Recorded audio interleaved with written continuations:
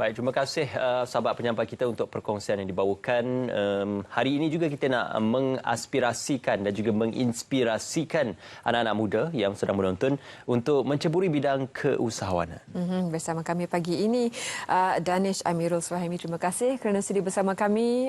Danish juga antara anak muda yang giat berniaga dalam talian. Yep. Tapi bagaimana juga kita ingin tahu likunya dan bagaimana ups and down ataupun naik turunnya perniagaan dalam talian ini. Mungkin Danish berikan sedikit pengenalan bila mula terlibat dalam bidang perniagaan online dan apa antara yang sering dijual dalam. Okey, so selamat pagi. Assalamualaikum. Dan antara liku-liku perniagaan online ni saya bermula pada waktu pre-COVID. Pada awal-awal waktu saya graduasi pada tahun 2019. Jadi waktu bermula 2020 tu cerita saya agak berbeza dengan orang lain di mana dalam bidang apa? Dalam bidang talian online. Saya grad dalam accountancy. Wah, okey.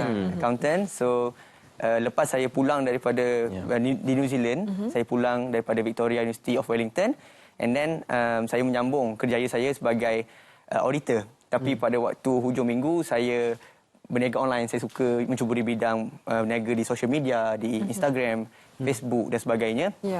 Jadi waktu sebelum COVID tu saya bermula dengan agak mudah kerana waktu tu orang membeli online agak tinggi.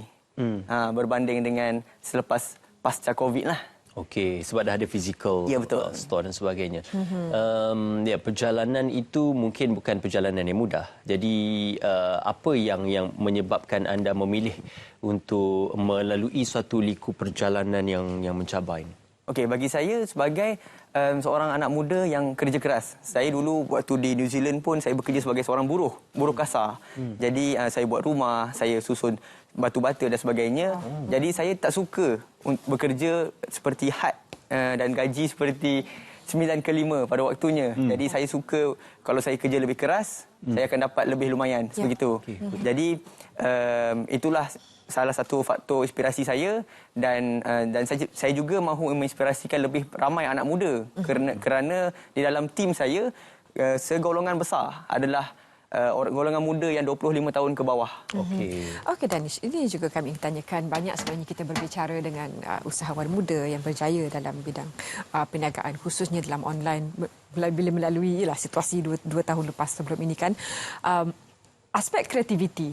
Bila sesuatu itu viral, seorang jual, semua jual benda yang sama. Ya, betul. Bagaimana anda mengatasi ataupun cuba beat trend yang berlangsung supaya anda terus relevan dalam market sama ada benda itu viral ataupun tidak? Okey. Bagi saya, untuk mengatasi isu viral ini, kita harus sentiasa mencari idea-idea baru ataupun orang yang lebih kreatif. Bermaksud daripada segi rekrutmen juga haruslah lebih agresif. Jadi orang-orang baru yang mendatangkan idea-idea yang lebih bernas dan angle-angle yang lebih menarik. Itu seharusnya. Selain daripada produk, kerana produk itu adalah nothing sebenarnya. Tiada apa-apa. Yang lebih penting cara menjual. Kerana saya juga pernah menjual misal kata pencukur bulu hidung. Lebih daripada 1,000 pieces yang terjual. Jadi aspeknya adalah aspek yang bagaimana kita menjual, menyampaikan kepada khalayak ramai, itu yang lebih penting sebenarnya. Ada konten IG, TikTok dan sebagainya? Ya, benar. Itu membantu? Itu sangat-sangat membantu. Ya, pada ketika ini lebih bertumpu pada menjual baju Melayu? Ya, pada ketika ini saya lebih bertumpu untuk penjualan secara bermusim. Jadi pada bulan Ramadan ini saya menumpukan fokus untuk menjual baju Melayu dan juga pakaian solat lelaki dan wanita seperti telekung dan kurta. Bagaimana penerimaannya? Alhamdulillah penerimaan yang agak baik kerana saya bermula lebih awal. Saya bersiap sedia lebih awal. Saya bermula berniaga baju Melayu pada bulan 1. 2 bulan sebelum puasa. Itu pun dah kira lewat tu kan? Itu dah kira lewat dah. Kita sering dengarkan aspek logistik ya. Idea berniaga itu bagus. Desainnya juga bagus. Permintaan memang hit lah kata orang. Tapi bagaimana pula dari aspek logistik kita juga dengarkan ada yang pengguna baju nak raya sampai salah saiz nak kena refund. Bagaimana anda mengatasi ataupun mengelakkan dari isu-isu logistik itu daripada berlaku? itu adalah cabaran terbesar saya sebagai tahun pertama saya membuka kedai fizikal. Jadi stok yang berada di dalam kedai saya itu juga stok yang saya menggunakan untuk menjual online. Jadi agak ada sedikit masalah di situ. Seperti contoh satu baju Melayu saya menjual online dan pada waktu yang sama ada juga pelanggan yang datang ke kedai saya mahu membeli baju yang sama, saiz yang sama. Jadi di situ ada isu dan selalunya saya akan sediakan beberapa plan. Sebagai contohnya saya sudah sediakan satu customer service kerana pembeli-pembeli online ini mereka lebih fleksibel berbanding pembeli-pembeli yang datang ke kedai. Jadi pembeli yang datang ke kedai ini jika mereka mahu A mereka mahu. Jika barangnya tiada di situ, mereka akan pergi ke kedai lain dan beli di kedai lain. Okey, sorry, kita tanya juga pre dan post sales service. Katalah situasinya dah beli salah saiz, return, berapa lama jangka masa itu dilakukan? Okey, untuk pre dan post sales punya aktiviti boleh dikatakan seminggu. Kerana dia bergantung kepada medium yang kita membuat penjualan lah. Kalau kita membuat penjualan di misal kata sistem seperti Shopee ataupun TikTok, mereka mempunyai masa untuk melepaskan, riliskan komisen kita. Jadi kalau if let's say barang itu sampai kepada customer, salah saiz ataupun sampai kepada customer, kita hanya akan menerima duit kita itu selepas seminggu ataupun 6 hari selepas barang sampai. Jadi kalau let's say barang salah sampai pula, kita boleh jadi tidak menerima duit itu. Tidak menerima duit itu dan kita harus pulangkan semula ke customer. Prosesnya agak rumit, tetapi boleh kata dalam masa 7 hari ke 10 hari segala proses selesai. Okey. Ambil masa berapa tahun untuk anda pulang modal, orang kata, lepas melabur? Lepas melabur ini. Saya boleh katakan ini tahun yang keempat. 2020, 2021, 2022, 2023. So tahun keempat dan alhamdulillah tahun ini merupakan tahun yang paling saya bersiap sedia. Kerana lebih awal saya membuat persiapan dan lebih pantas saya merekrut dan lebih cepat saya menghabiskan barang-barang kerana saya bermula lebih awal berbanding tahun-tahun yang lepas. Okey. Persediaan menghadapi situasi di mana kita semua pergerakan terhad ketika pandemik terlebih dahulu. Bagaimana pula persiapan? Kerana sekarang ini ramai yang sukakan keluar ke bazar raya, ke pusat membeli belah untuk mendapatkan pegang sendiri baju. Kalau kadang-kadang masih lagi persoalan yang timbul kalau beli baju dalam talian, saiz ni betul ke tak? Dah letak tip keliling badan pun masih lagi ragu-ragu dengan cutting yang ada.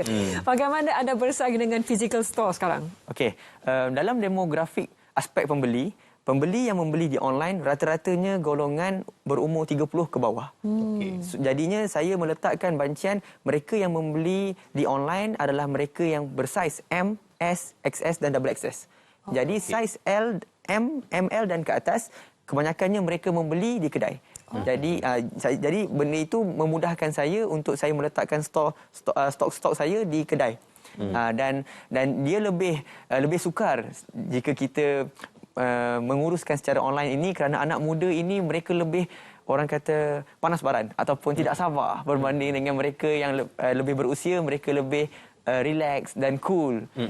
Misal kata contoh kalau barang yang salah sampai itu anak-anak muda ini lebih mudah melenting berbanding dengan pakcik-pakcik ataupun ibu-ibu kita, bapa kita yang lebih cool menghadapi situasi ini. Yalah, kalau order merah sampai hitam, siapa tak panas hati kan?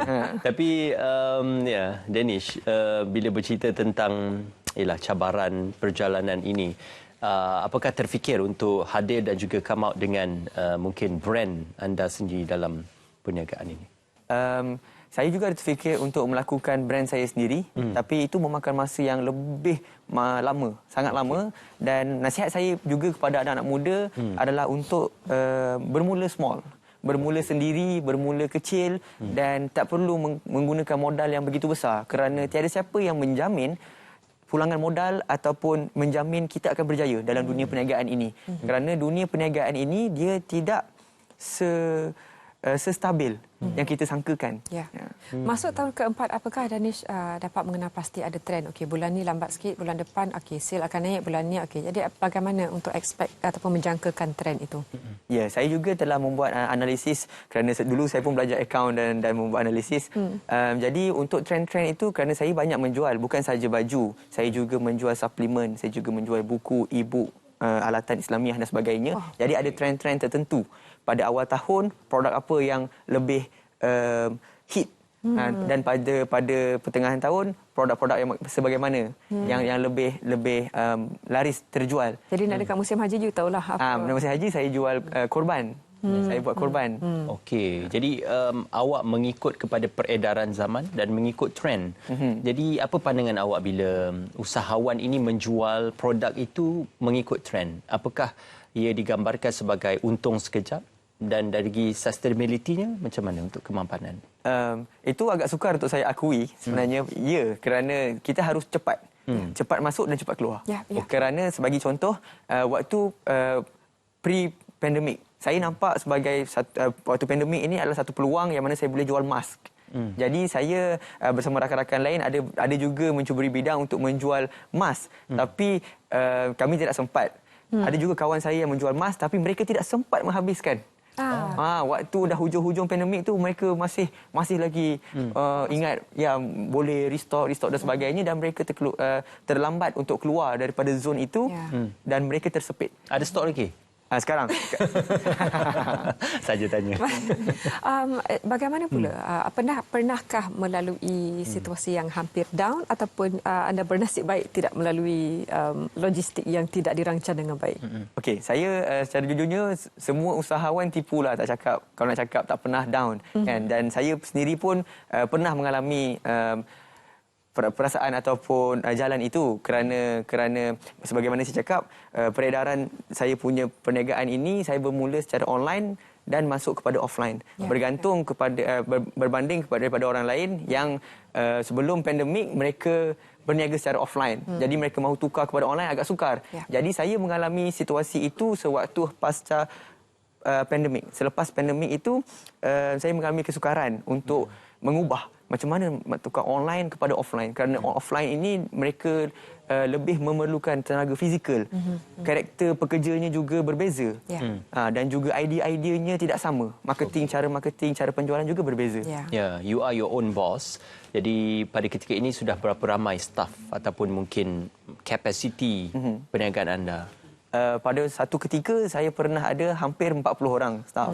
Tapi sekarang saya lebih tertumpu kepada dropship ataupun penjualan-penjualan yang tidak secara full time. Jadi sekarang saya ada staff lebih kurang dalam 15 orang. 15 orang saja. Did you enjoy the experience ataupun pengalaman ini mungkin mematangkan orang kata.